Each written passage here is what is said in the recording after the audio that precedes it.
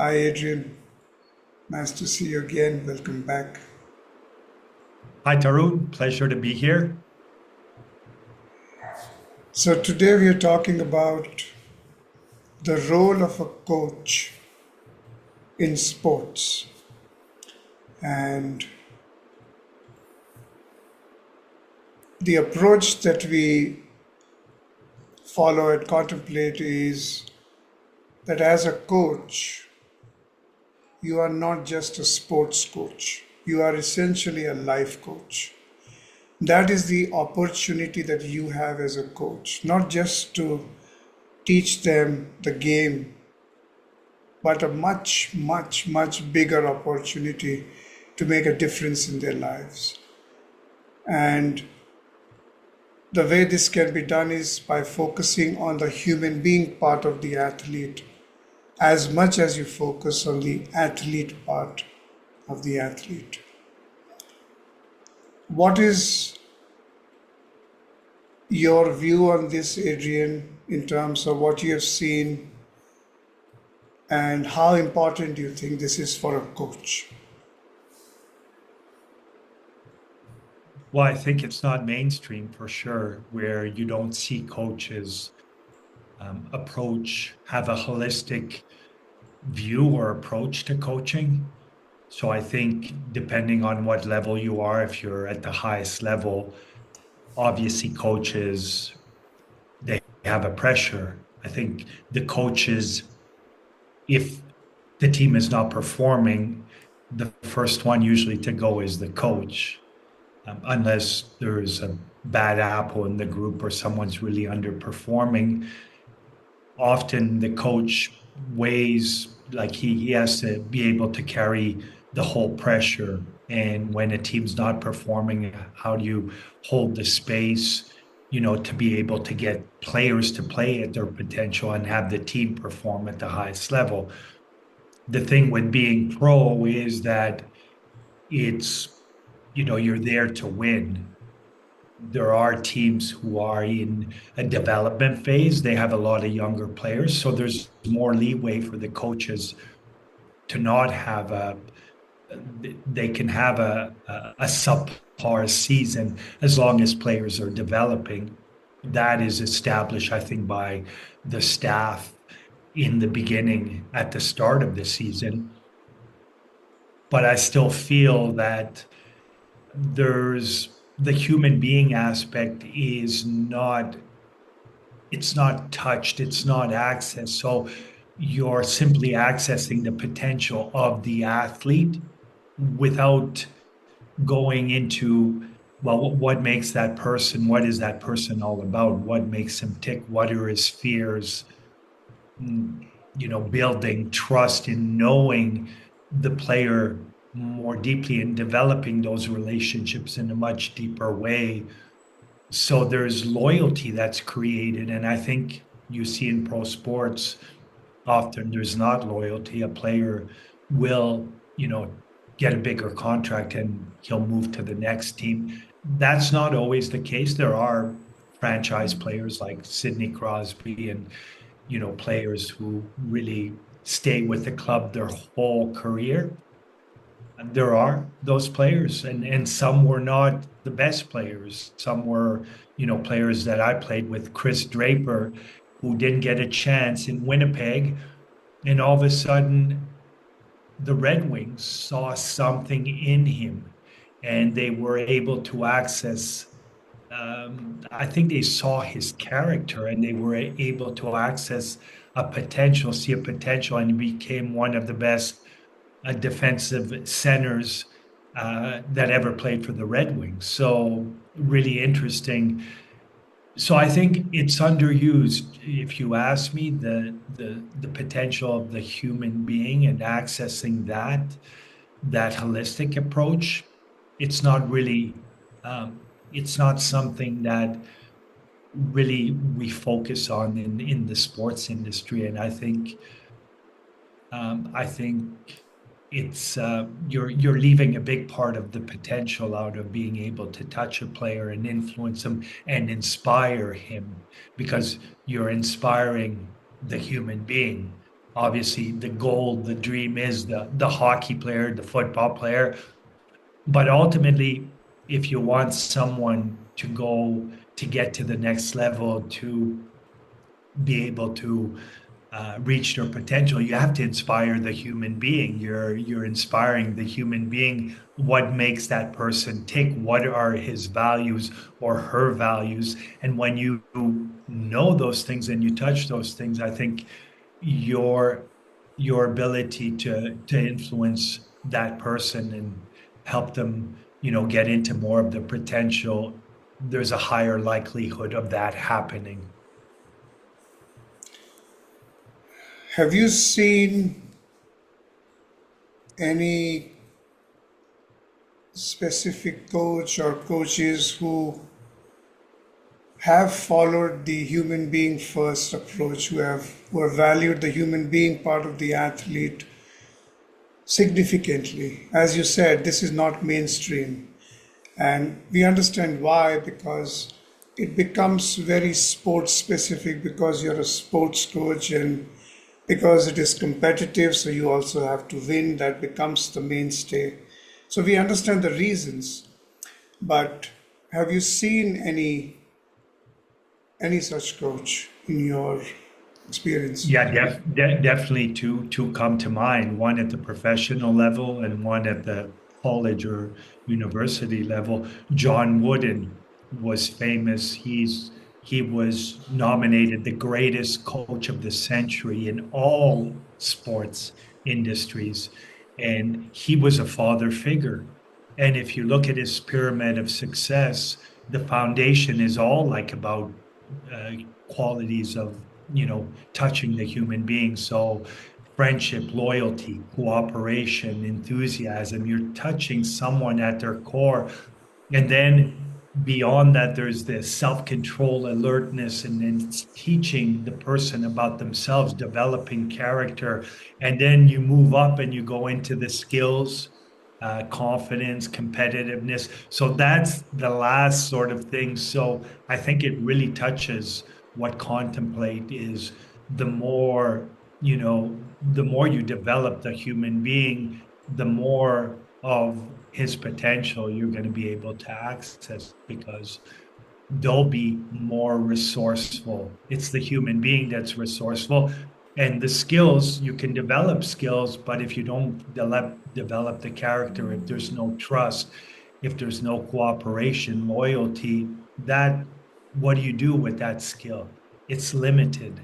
So John Wooden, I think his pyramid of success, and we were talking about this earlier, he said success is peace of mind, which is a direct result of self-satisfaction in knowing you did your best to become the best version of yourself. So I think he was totally in touch with that.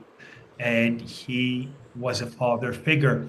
The first thing he learned his players is how to put their shoes on and their socks, and they laugh because they go, "Who is this guy?"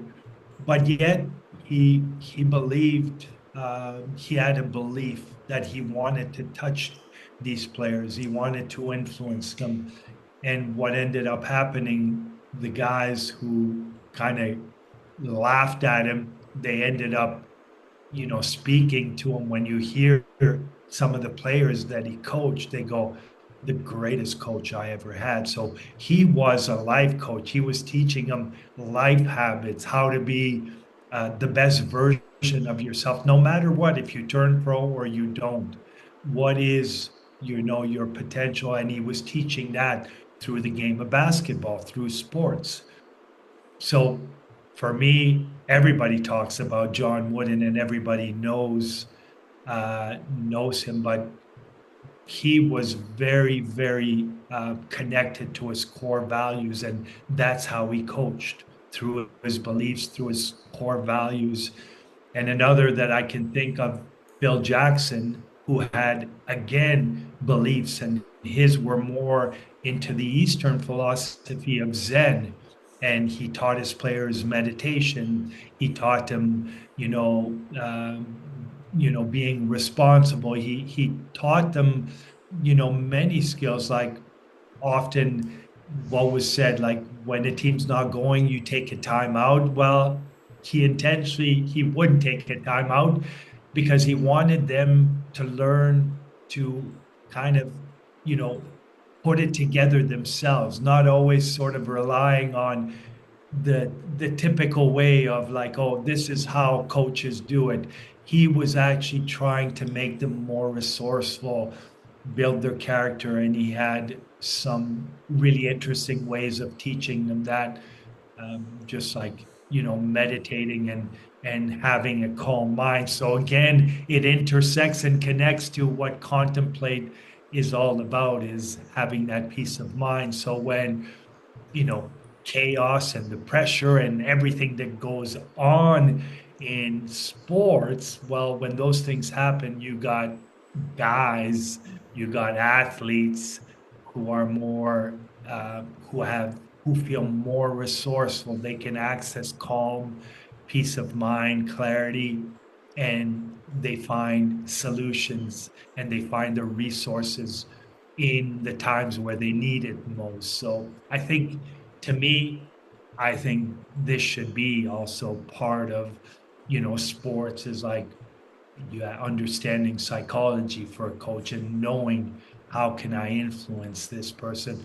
But you can only do that if you go a little bit deeper and you connect with the human being part of the athlete, which I believe is so important. Yeah, very true. What, in your opinion, might be some obstacles for a coach to focus on the human being part of the athlete? For example, if someone is a coach, they have professional responsibilities, whether they are at a youth level or they are at a pro level. What do you see as potential hiccups or obstacles that coaches might have to apply The this approach? first thing that comes to mind is the ego. Someone's ego, that gets in the way. Obviously, there's conflicts. There's, in hockey, 25 players or so, and all these different personalities. How do you give everybody room to exist, to express himself, but yet you're trying to create an environment where everybody buys in? So I think today's athlete is much more informed, really understands the game much better. So you have to definitely, as a coach, be prepared and know your thing. And I think, in the old days, I remember it was all about yelling, yelling at a player and you know, driving and motivating them through, sort of, punishment. When you think of, in ice hockey, the bag skate is, you guys performed like crap. Well, we're going to skate up and down, up and down, up and down, 30 minutes still. I remember throwing up when I first went to St. Louis as a rookie. I was an extra, I was a scratch, and they bag skated me and I threw up. So this is like the old way of teaching. I think some of the old paradigms could get in the way of, being able to, have more of that holistic approach when it comes to coaching. And so I think other things is, uh, a coach is, how safe does he feel and how aligned is he with understanding the values of the organization? Is an organization transactional, or do they actually really care about their players? So I think there's, certain organizations that just have that reputation. They care about their players, and others have not really developed that. They're more, transactional perhaps, and it's all about, winning or losing. Um, yeah, it's an interesting conversation, and I think one thing that really sort of stands out for me is sometimes are you willing to go through the growing pains, with a team where you might lose? I think of, like Edmonton, the Edmonton Oilers, where they struggled and lost a whole bunch of games. And through that experience, I think they're developing, themselves. They're learning to win. They're learning to manage their emotions when pressure happens, when all of a sudden the game doesn't start, they have a bad start. All these things you learn in the environment as you play. Another example is the Florida Panthers, who lost in the finals.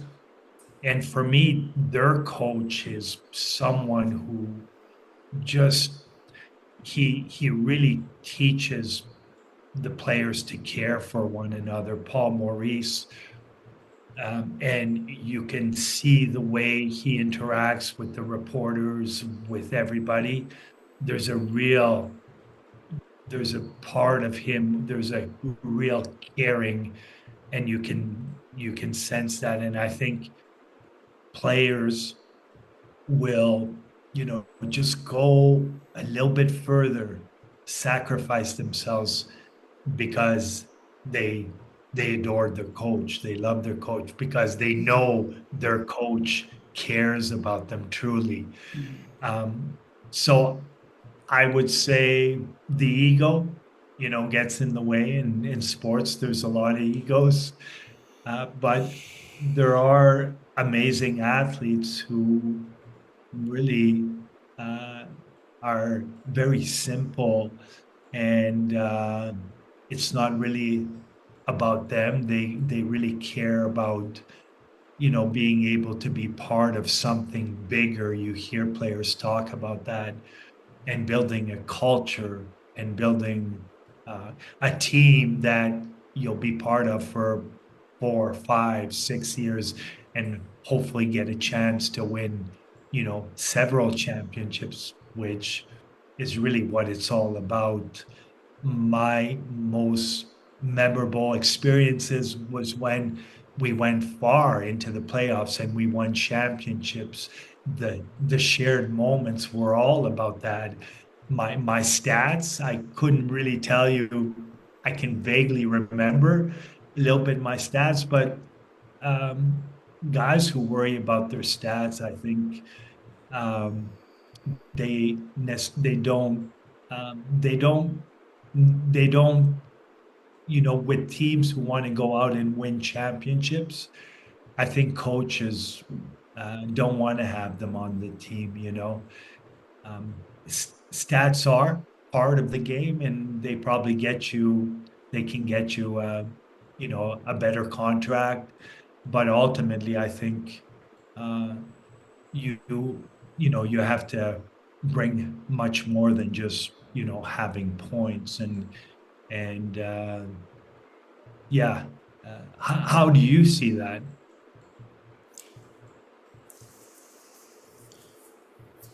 I believe that despite the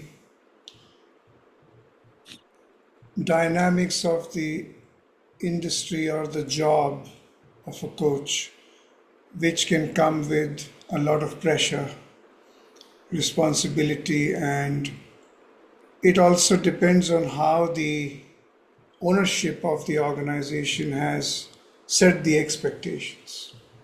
Whether that ownership is a school, it could be a youth team, or it could be a pro team where you're paying the players millions of dollars. Depending upon how the owners set the tone, the coach feels the pressure. So if the ownership has defined the goal as only financial, which means winning is the only objective. It's a competitive game, so yes, winning is the objective for the team to be put together. But if the approach is transactional, then you are inherently missing an element of emotional investment as a human being. in those players, because then you're looking at those players as a means to an end, as Mm, a financial asset or a financial liability. You're not looking at them as people, you're looking at them as tools. mm, And if the ownership sets that tone, then the coach is in a situation where he or she probably has to follow it. And if they don't believe in that philosophy, then I would say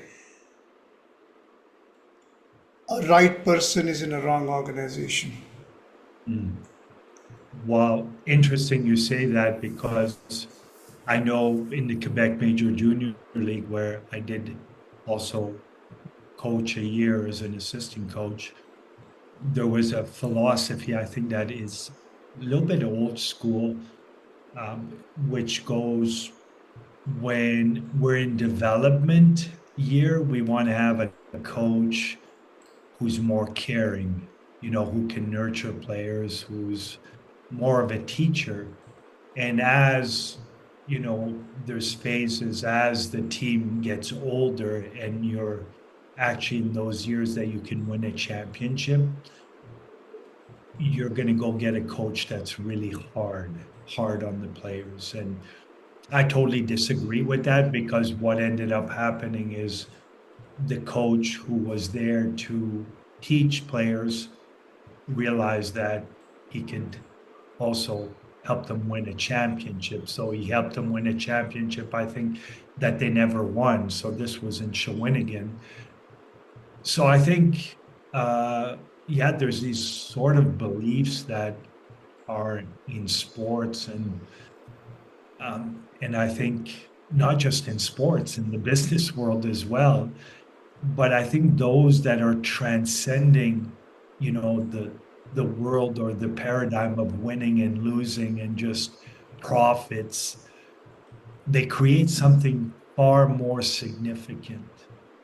And there's far more potential for growth because everybody's invested.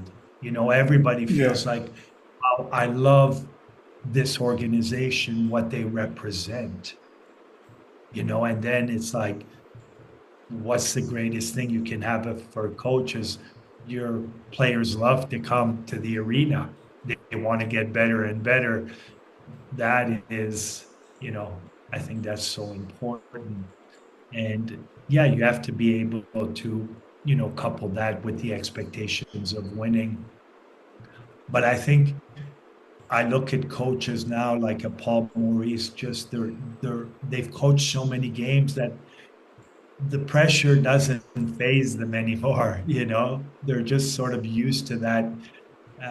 They've been in those waters and they're used to it, and so they can hold space for their players and let them learn the things they need to learn to eventually learn to win, to maximize their potential, and that's all a learning process.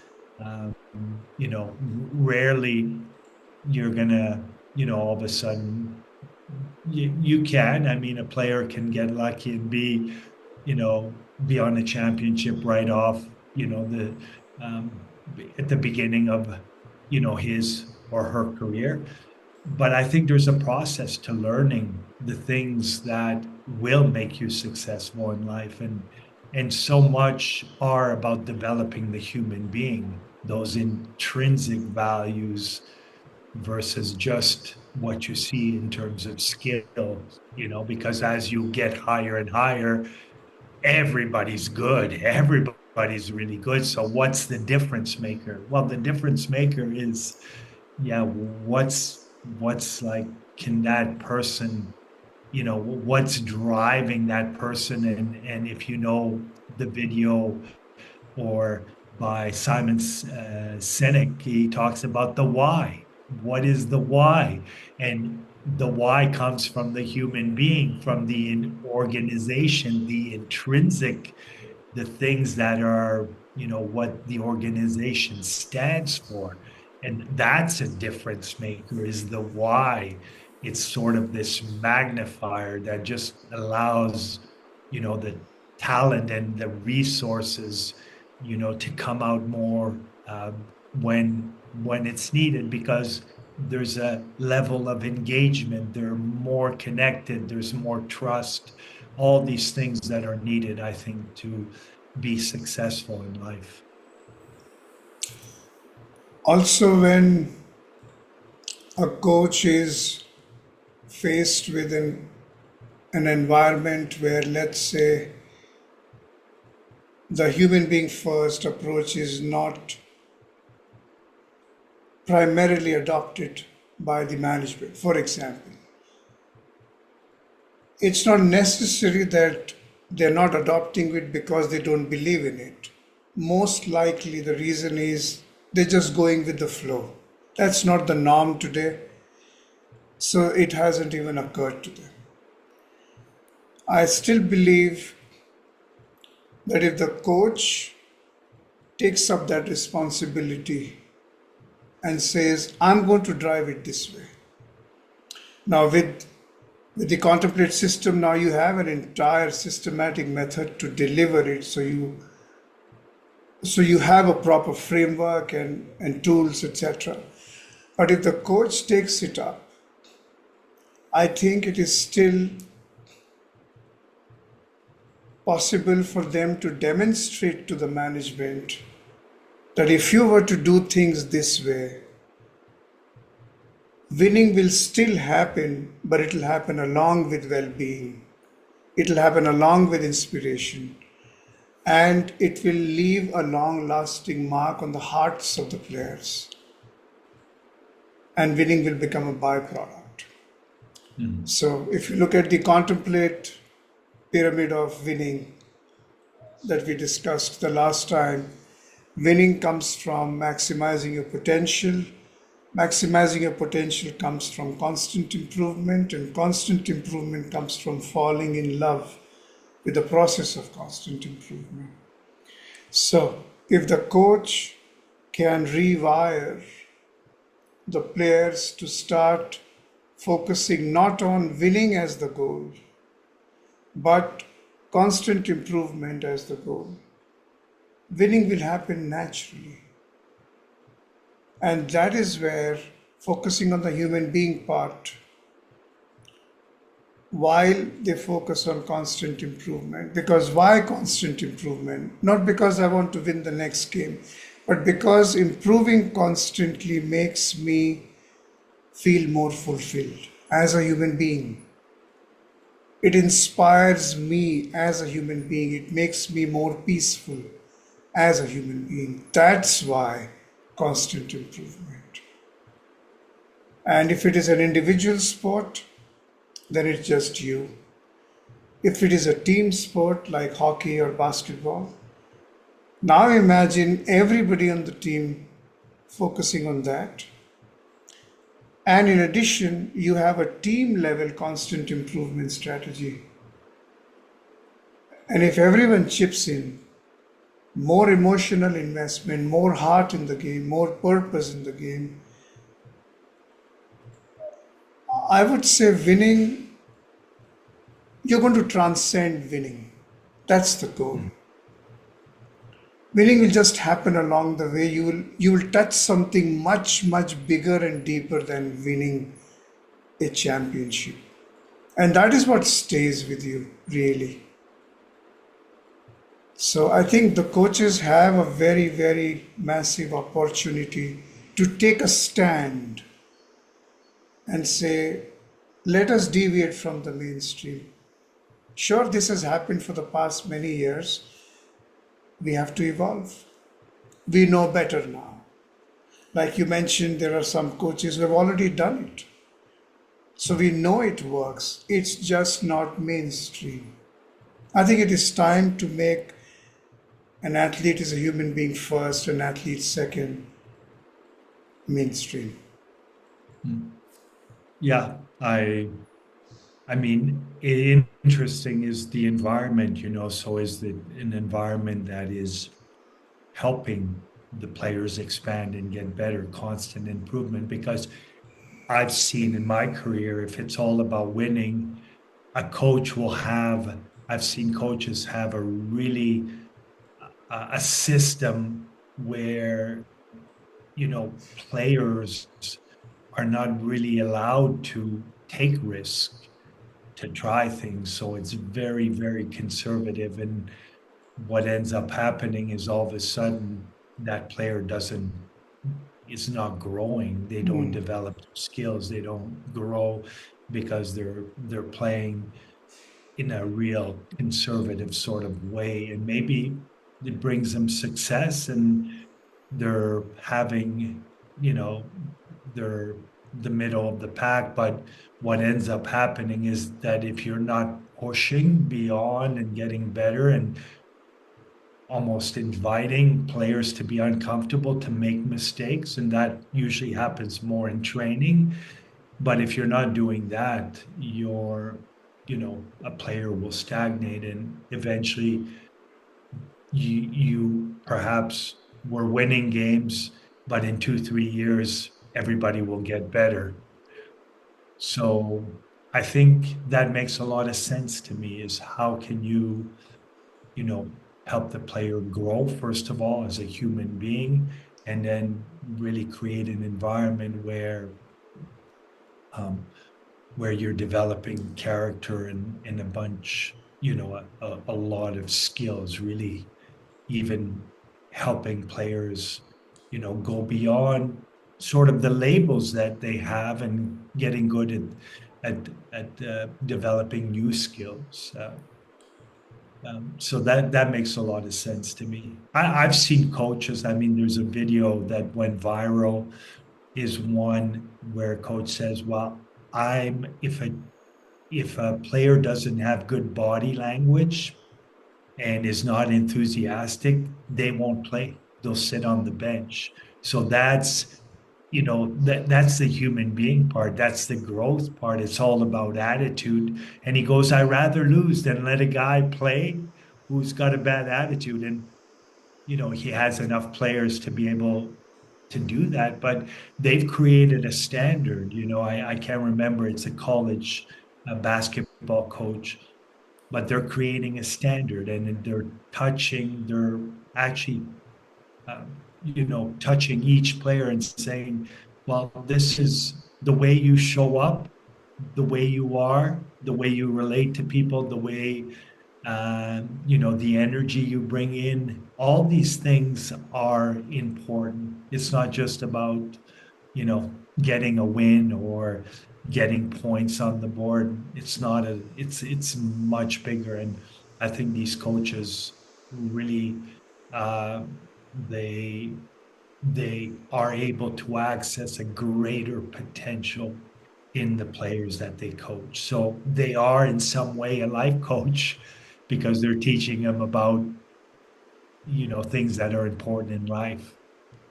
I agree with you. A coach, a sports coach, is really a life coach. That's the opportunity. You have the player with you, you have the potential to influence them in the right manner, and an opportunity to not just help them play the game better, but also play the life better. I think every sports coach should do that. Become a life coach and also, yes, teach the game. Thank you. Thank you, Adrian. Very nice talking to you again, as always. Till next time. I'll see you soon then. Thank you.